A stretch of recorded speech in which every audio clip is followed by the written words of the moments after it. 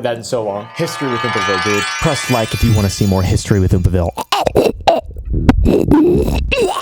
Today we're talking about the serendipitous relationship between the Mongols and Japan.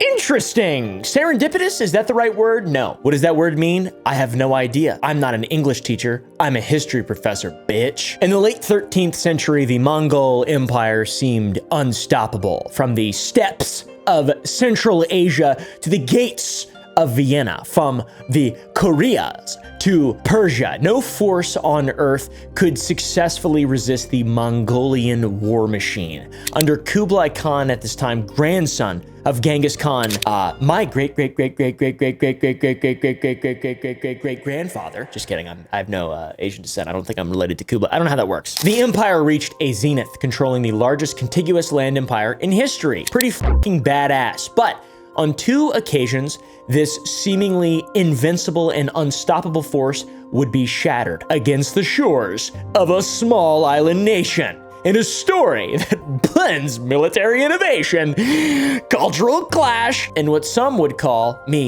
serendipity. Just kidding. Divine intervention. God got involved, guys. I don't actually know, but this is a really crazy story. A really crazy, wacky, zany story. By 1274, Kublai Khan had conquered China and established the Yuan dynasty, and then set his sights on Iban.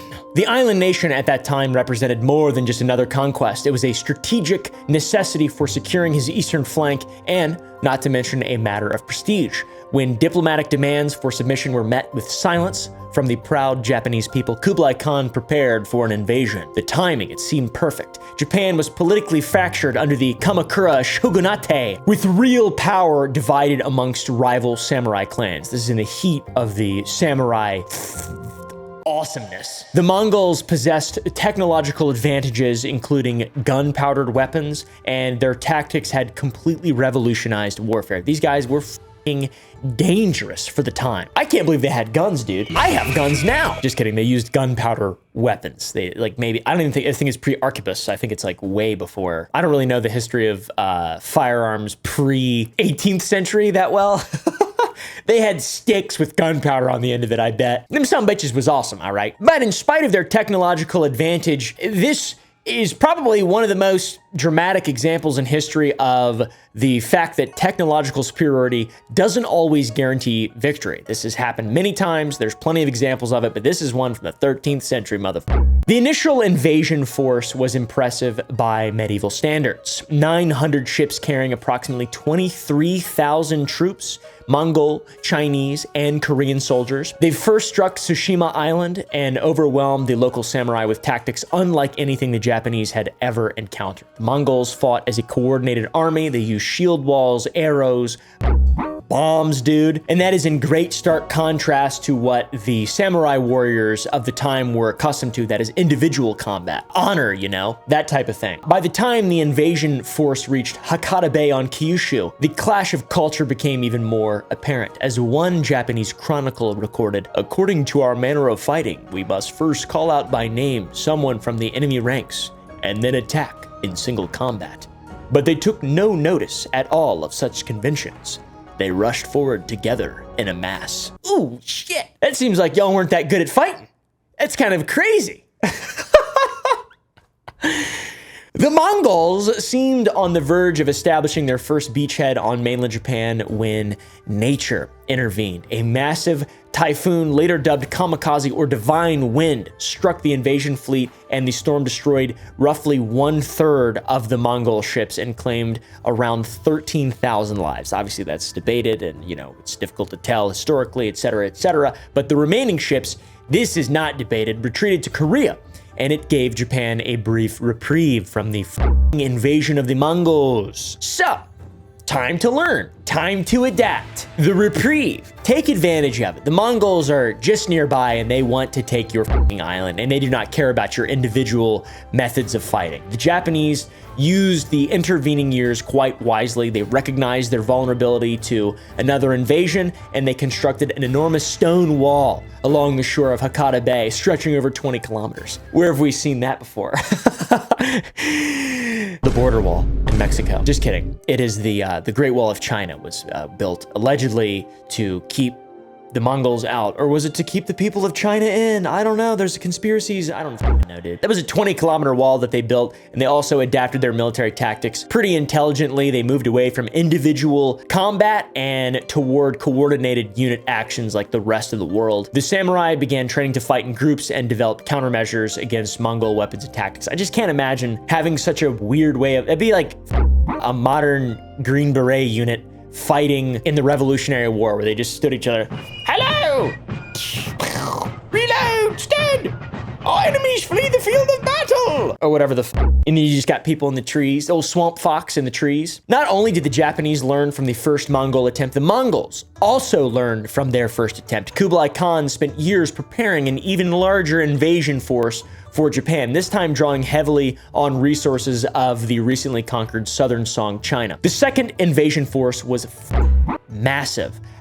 Debated estimates range from between 70,000 to 140,000 men aboard 4,000 to 5,000 ships. That's fucking insane. For perspective, that would have been the largest seaborne invasion in history until D-Day in World War II, 700 years later. That is unbelievable. The second Mongol invasion began in 1281 and demonstrated both the strengths and weaknesses of medieval logistics and command structures. The invasion force was divided into two fleets, an eastern force from Korea and a southern force from China. Poor coordination, obviously they didn't have any way to communicate, to be real, to be on their side, to play Kublai Khan's advocate here for a second. Poor coordination between these fleets proved to be quite disastrous. The Eastern Fleet arrived first, and instead of waiting for reinforcements as planned, they attacked immediately. Years went by, they attacked, and they found a very different Japan than the one that they had faced 7 years earlier. Okay, guys, the new defensive wall at Hakata Bay proved to be quite effective, which I thought that was kind of interesting. You know, it prevented the Mongols from establishing a secure beachhead, and Japanese defenders also launched nighttime raids on the Mongol ships using small, tiny boats to strike and withdraw before the larger fleets could respond. Interesting. Talk about guerrilla warfare a little bit. Okay, I like that. When the southern force from China finally arrived, the combined fleet made another push forward towards land, and for 2 months, the invasion force grappled with the Japanese defenders in a series of relatively inconclusive battles. Then on August 15th, 1281, history repeated itself in a fucking ridiculous, serendipitous, I don't even know if I'm using that word properly, fashion, all right? Another massive typhoon, the second kamikaze, struck the invasion fleet. The damage was catastrophic, even worse than the first. Contemporary accounts from the time describe Mongol ships being just thrown against the rocks like an angry child, just throwing shit, you know, like how children destroy stuff. The ships were smashed against the rocks. They were smashed together with powerful winds. Of the estimated and debated 140,000 invasion force members, perhaps, potentially, around 100,000 of them perished, which is so bad. That's like a lot of the people in the world at the time died right there. Just because of fucking Kublai Khan and the kamikaze and, I don't know, God being on the side of the Japanese. I'm not sure. He wasn't there around when fucking Hiroshima and Nagasaki. Let's just say that. He didn't help him when the atom bomb got involved. I will be honest, but no kamikaze could stop that. So that's absolutely fascinating. All these people died, and twice. The winds serendipitously prevented the Mongols from invading Japan. And also, obviously, Japan was better prepared this time with their fucking wall and their better tactics, I guess. The first time was more serendipitous, I should say. It's also fascinating that the Mongols brought gunpowder weapons to Japan for the first time. That included explosive bombs launched from catapults. Recently discovered archaeological evidence, shipwrecks confirm these weapons' existence at the time and the use during these battles. And researchers have even found bombshells packed with gunpowder and scrap iron, an early form of shrapnel weaponry, which is crazy, dude. I bet they were not following the Geneva Convention, the Mongols, I bet not. Not to shit on the Japanese, by the way, in terms of technological advantage. They did have highly advanced sword making skills. A lot of their equipment was far superior, and the Mongol invasions actually spurred many innovations in Japanese sword designs. The swordsmiths from the Soshu school studying Mongol armor and weapons captured and battle developed new forging techniques that produced lighter and stronger blades with improved cutting power. It's legendary. Japanese are known for their legendary swords. So yeah, What an epic L, all right? The massive failed invasion had profound effects on both powers in the world. Japan, it reinforced a sort of sense of divine protection and cultural superiority for them that influenced their foreign policy for literally hundreds of years until, you know what I'm talking about.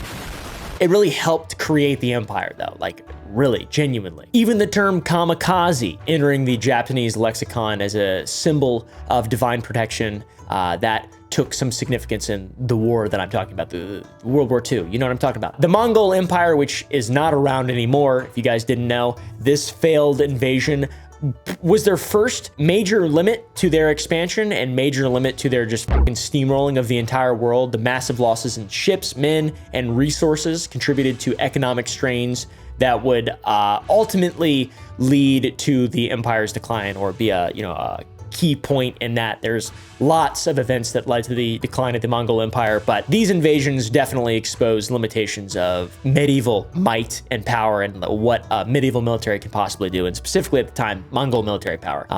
RIP. So yeah, crazy. Japan, the ultimate underdog at the time, especially the first invasion going their way, that's unbelievable just because of the way that the Japanese fought at the time. The second time, it's more even ground, but the first time, wow. It's like, how does this underdog resist an unstoppable empire, a literally unstoppable empire on paper? First time, thank you to the Typhoon. Second time, they innovated with their defensive tactics. They have, obviously they're an island nation. They have a massive geographical advantage. Plus they have culture, unity, and a little bit of divine intervention, all right? Divine intervention is what saved the Japanese people. They managed to defeat the mightiest military force of its age, which is insanely impressive, bruh. Yeah, dude. Anyways, thanks for watching, guys. If you enjoyed this video, press the like button down below, motherfuckers.